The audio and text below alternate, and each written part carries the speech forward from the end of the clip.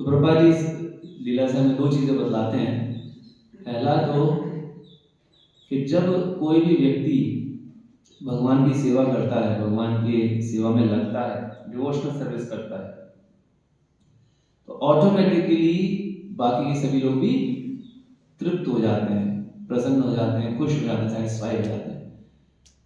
बाकी हम अलग अलग हर व्यक्ति को संतुष्ट करने की कोशिश करें तो संतुष्ट नहीं कर सकते।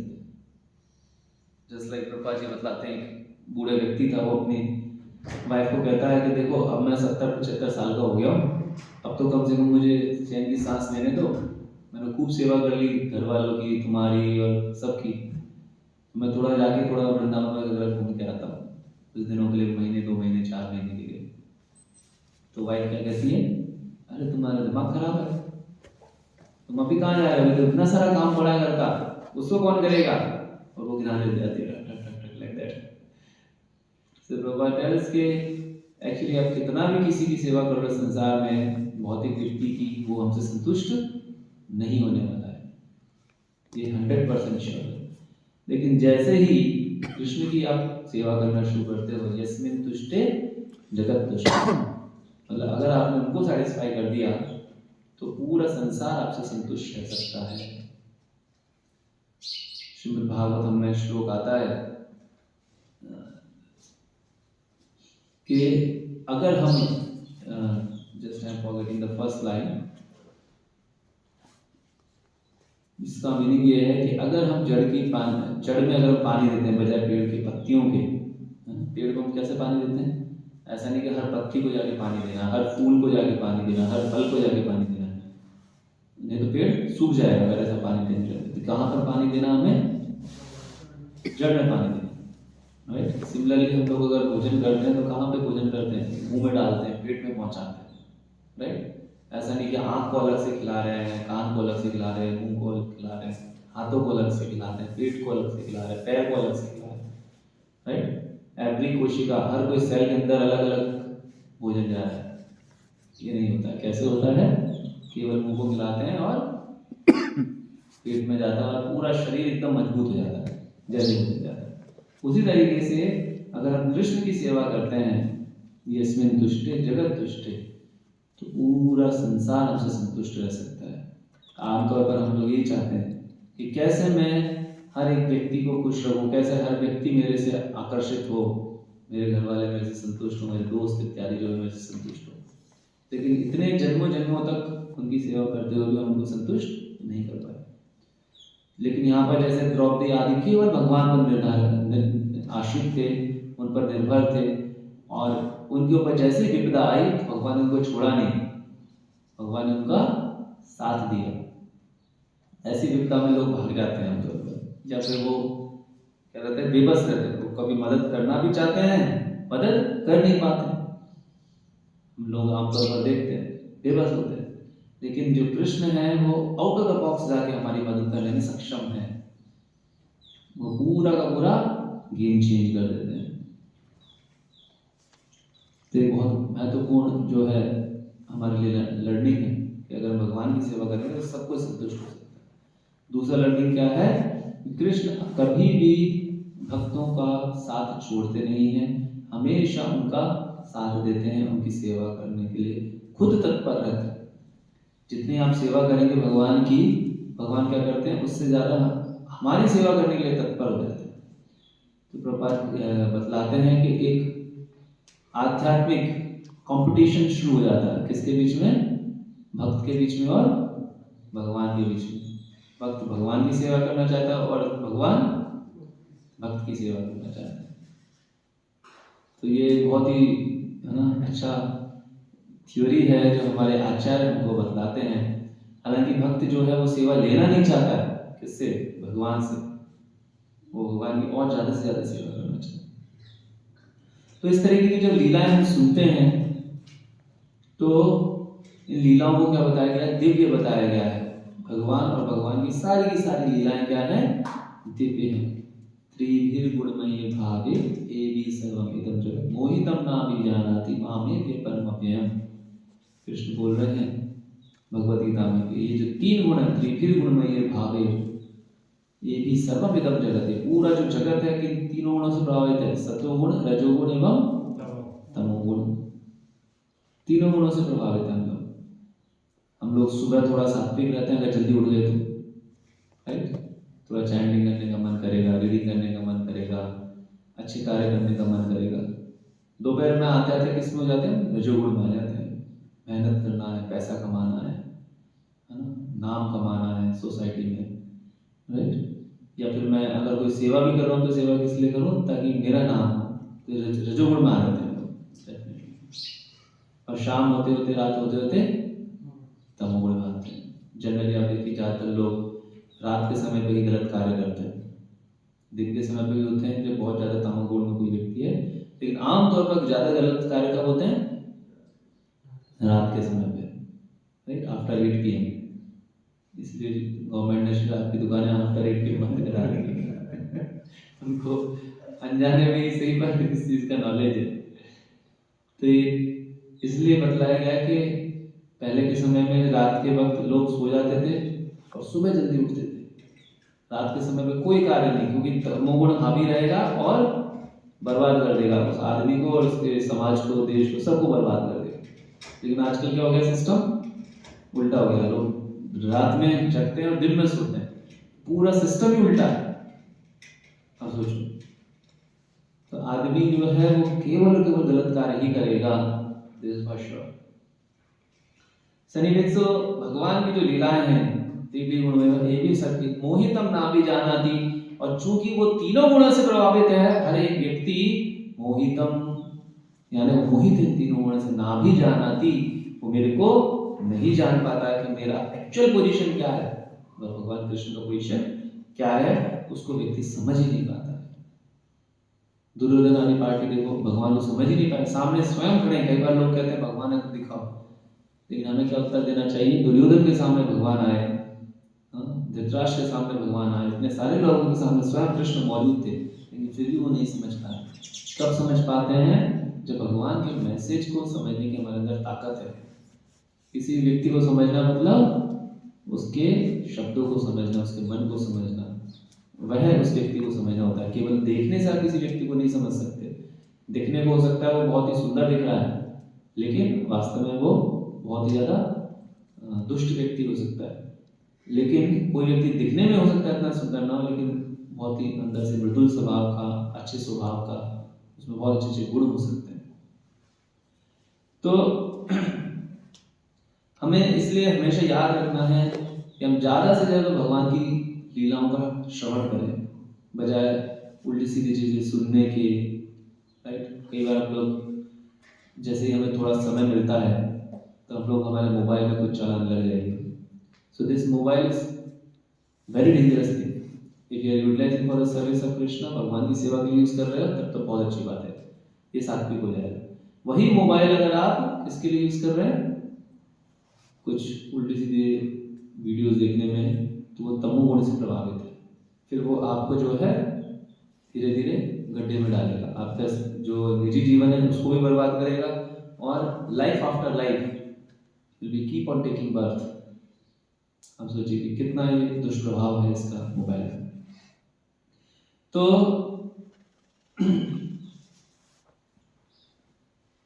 एक और बहुत अच्छी लीला आती है महाभारत के अंदर, जब अर्जुन वापस आ जाते हैं द्वारिका से, भगवान कृष्ण अपने धाम चले गए, स्वधाम उपगतः सह धर्म आदि भी, धर्म आदि के साथ में भगवान श्री कृष्ण कहाँ चले गए, द्वारिका चले गए।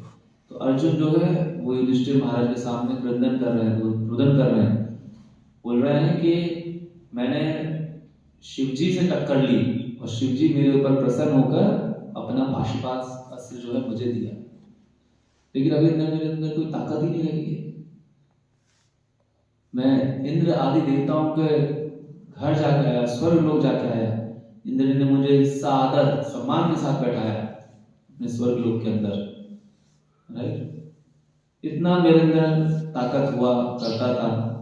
एक्चुअली अर्जुन जो है हम जानते हैं कि उसे गांडीव मतलब बहुत ही ताकतवर उसे माना जाता था, सर्वश्रेष्ठ धनुर्धर माना जाता था, लेकिन उसका कारण केवल क्या था कि वो भगवान कृष्ण के अनन्य भक्त थे अर्जुन।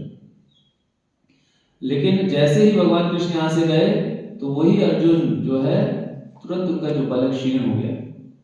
वो कुछ छोटे मोटे जो भील जाति के जो लोग थे उनसे हार गए अर्जुन।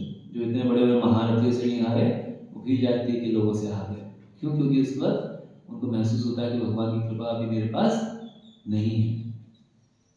तो अर्जुन जो है वो भी इस चीज को स्वीकार कर रहे हैं और हमें मैसेज दे रहे हैं कि जब तक हमारे ऊपर भगवान की कृपा है, मान लीजिए अगर हम कहीं पर भी किसी भी क्षेत्र में सफल हो रहे हैं तो किसकी वजह से हो रहा है? भगवान की कृपा की वजह से। अगर हमारे ऊपर भगवान की कृपा नहीं है तो उस क्षेत्र में है ना, उस क्रिया में, उस कार्य में हम सफल हो ही नहीं सकते। That is for sure. तो हमेशा इसलिए हमें भगवान की कृपा हमें चाहिए ही चाहिए। अब भगवान की कृपा कैसे मिलेगी यहाँ पर बताया गया है, with sword in hand intelligent man cut through the knots of reactionary work by remembering the Lord। हमें क्या करना है? हमारे हाथ में तलवार रहनी चाहिए। कौन सी तलवार? ज्ञान की तलवार, है ना, सेवा की तलवार। मतलब हमेशा हम भगवान की सेवा के लिए तैयार रहें, ना कि गिने कि आज मैंने क्या सेवा की, आज मैंने ये कर दिया, आज मैंने वो कर दिया, आज मैंने इधर वो काम कर दिया, इतना सारा तो काम कर दिया मैंने, आज इतनी सारी तो सेवा कर दी। So then we are not doing with bhakti. हम प्रेम से नहीं कर रहे सेवा को। भगवान को क्या कहा गया है? भक्त वत्सल कहा गया है ना। भगवान किसके भूखे कहते हैं? भाव के भूखे। तो अगर हम कोई भी सेवा को अगर भावना के साथ कर रहे हैं, प्रेम के साथ कर रहे हैं, whether is book distribution, let's say हम बुक डिस्ट्रीब्यूशन पर जा रहे हैं और लेट्स से हम मंदिर में मार्जिन सेवा कर रहे हैं, मतलब झाड़ू पोछा कर रहे हैं, या फिर हो सकता है कि हम लोग भगवान के लिए भोजन बना रहे हैं, या हम लोगों को जाके प्रीच कर रहे हैं, या कोई भी सेवा, मैनेजमेंट की सेवा हो गई, कोई भी सेवा, दिस ऑल आर सेवा। प्रभात कहते हैं किसी में कोई अंतर नहीं, सभी सेवाएं बराबर है। तो अगर कोई भी व्यक्ति भगवान की इन सेवाओं को प्रेम के साथ कर रहा है कि मैं भगवान की सेवा कर रहा हूं, तो भगवान क्या होते हैं? उससे बहुत जल्दी प्रसन्न हो जाते हैं। क्या होते हैं? बहुत जल्दी प्रसन्न हो जाते हैं। श्री प्रभुपाद जी उदाहरण देते हैं, मथुरा में एक कुब्जा रहती थी। कुब्जा मतलब जिसका पीठ पे क्या है? हाँ, बेड नहीं, मतलब कुछ पोर्शन बाहर निकला, कुबड़ कुबड़। हाँ, तो she used to collect actually I think some perfumes और कंस के लिए कुछ इत्र इत्यादि वो इकट्ठा किया करती थी।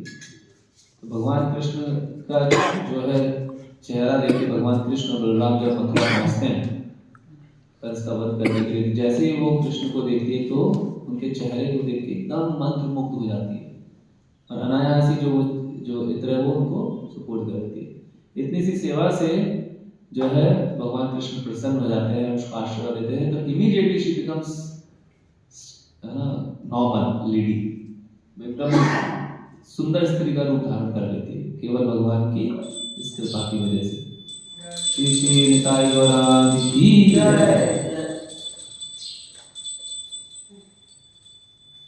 तो जो उसके कोई कितने ही जन्मों के कोई पाप रहे होंगे, लेकिन जैसे उसने छोटी सी सेवा की भगवान की, कितनी सेवा की? और छोटी सी सेवा, दिखने में क्या है, केवल भगवान को इत्र दिया, है ना। इसलिए हम लोगों को भी यहाँ पर जब हम मंदिर आते हैं तो जनरली हमें कुछ ना कुछ लेके आना चाहिए, ऐसा नहीं खाली हाथ आ गए, समझ लो। ये एक ट्रेडिशन हुआ करता था कि मंदिर जा रहे हैं या मान लीजिए अपने लिए कुछ परचेज करने के लिए जा रहे हैं मार्केट में, तो हमें भगवान की कुछ लेट्स से एक ड्रेस हम लेके आ रहे हैं, तो हमें सोचना चाहिए मैं भगवान के लिए, कृष्ण के लिए, गॉड निताई के लिए क्या खरीदूं, राइट।